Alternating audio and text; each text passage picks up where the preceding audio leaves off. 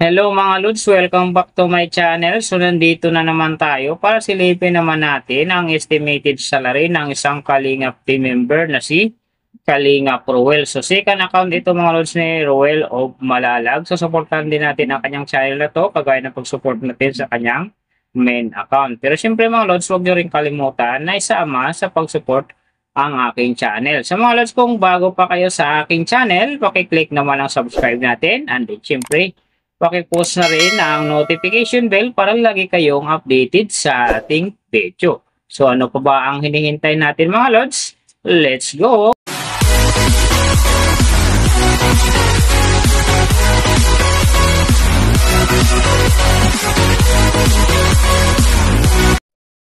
So mga Lods, si Kalingap Roel sa ngayon ay mayroon ng upload videos na 199. And then, mayroon na rin siyang subscriber na 96.5k. So, alam na this, mga Kalinga fanatic, saka fans ni Roel of Malalag, share na natin ang kanyang mga video dito para umabot na siya ng 100k.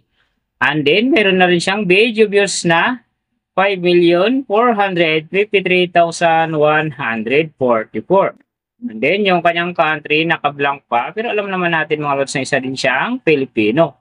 So, yung channel type naman niya is people.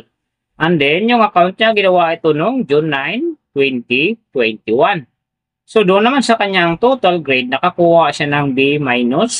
And then, sa kanyang social blade rank naman, nasa 807,743. So, doon naman sa kanyang subscriber rank, nasa 2,448. And then, sa kanyang video views rank naman, nasa 1,546,867. Then, doon naman sa kanyang country rank, same pa rin mga Lods, naka-blank. So, sa people rank naman niya is 1,823. So, nakita na natin yung kanyang ranking. Silipin naman natin yung kanyang last 30 days na subscriber. So, nakakuha siya dito ng 1.1k. Ang kinaganda lang dito mga Lods kasi ang kanyang percentage ay umangat ng 83.3%. So, ibig sabihin maganda ang pasok ng kanyang subscriber ngayon kung i-compare natin sa nakaraan niyang buwan. So, doon naman sa kanyang views mga Lods, in the last 30 days, nakakuha siya ng 148.96k views. So, maganda rin ang kinalabasan kasi ang kanyang percentage dito ay umangat din ng 64.9%. So, maganda rin ang pasok ng kanyang views sa ngayon kung i-compare naman natin sa nakaraan niyang buwan. So, nakita na natin yung kanyang ranking, last 30 days subscriber, and then yung kanyang views. Silipin naman natin yung kanyang daily summary from subscriber, views, and then yung kanyang earning. So, sa kanyang subscriber mga Lods, may 5 araw ako rito nakita na umangat. Simula nung June 20, nakakuha siya ng 200. Pagdating naman ng June 22, nakakuha siya ng 100. And then, June 26, nakakuha ulit siya ng 100. Pagdating naman dito ng June 29, nakakuha ulit siya ng 100. At saka yung last, yung July 1, nakakuha siya ng 100. Kaya ang kanyang subscriber ngayon, nasa 96.5k. So, doon naman sa kanyang views mga Lods, yung magaganda dito, June 20, nakakuha siya ng 17,000. And then, June 24, nakakuha siya ng 15,000. So, pagdating naman dito ng June 30, nakakuha siya ng 25,000.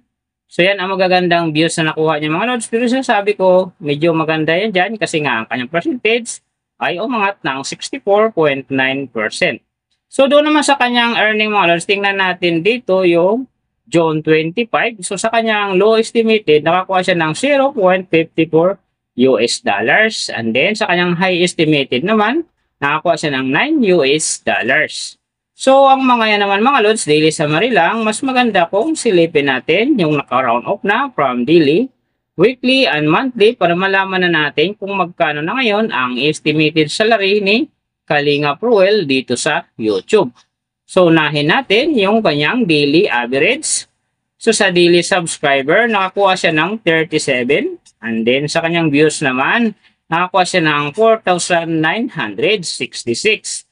So, doon naman sa kanyang daily, low estimated, sa kanyang earning, nakakuha siya ng 1 US dollar. So, times natin sa 58, mayroon siyang 58. And then, sa kanyang daily, high estimated naman, ang kanyang earning, nakakuha siya ng 20 US dollars. So, times natin sa 58, mayroon siyang 1,160.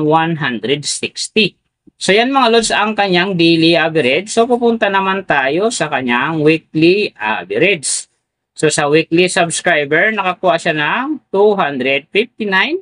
And then sa kanyang views naman, nakakuha siya ng 34,762. So doon naman sa kanyang weekly, low estimated ng kanyang earning, nakakuha siya ng $9 US. So times natin sa 58, mayroon siyang 522. And then sa kanyang weekly high estimated naman ng kanyang earning, nakakuha siya ng $139 US. So times natin sa 58, mayroon siyang 8,062. So yan naman mga lods ang kanyang weekly average. So pupunta naman tayo sa kanyang monthly average. So sa monthly subscriber, nakakuha siya ng 1.1K. And then sa kanyang views naman, nakakuha siya ng 148,960. So doon naman sa kanyang monthly, low estimated ng kanyang earning, nakakuha siya ng $37 US. So times natin sa 58, mayroon siyang 2,146.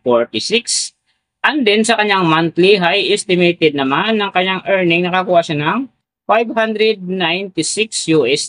So times natin sa 58, mayroon siyang 34,568. So yan naman mga lods ang kanyang monthly average. And then yung nababanggit ko rito or nakikita nyo is pawang estimated lamang yan. Nakabis lang tayo sa Social Blade website. Isang public website na kahit sino pwedeng mag-open para malaman kung magkano na ang estimated salary ng ating mga iniidolong YouTuber, vlogger, or influencer. And then mga lods, palagi kong sinasabi, palagi natutupad yan yung low estimated kasi nga hindi talaga natin kayang i-demand sa ating mga viewers na wag mag-skip ng ads. Pero pwede pa rin naman yan maging times 2, times 3, or maging times 4 pa yan kapag ang isang vlogger nakapag-viral ng kanyang video. Pero siyempre mga lods, kung supporter ka ni Ruel of Malalag, so supportahan mo rin ang kanyang second account na Kalingap Ruel kasi siya pa rin ang may-ari. So big help din yan na suporta sa kanyang main account. So supportahan natin dahil siya ay isang charity vlogger.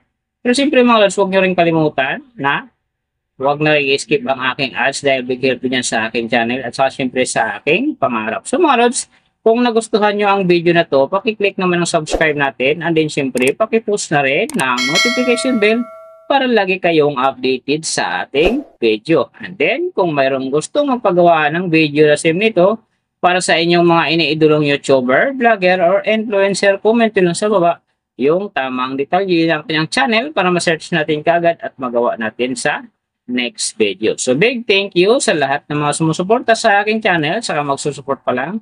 Ingat kayo palagi and God bless at sana gabayan kayo palagi ng Panginoon sa ginagawa nyo araw-araw at magtagumpay din kayo sa inyong mga pangarap. So hanggang dito na lang. See you on my next video.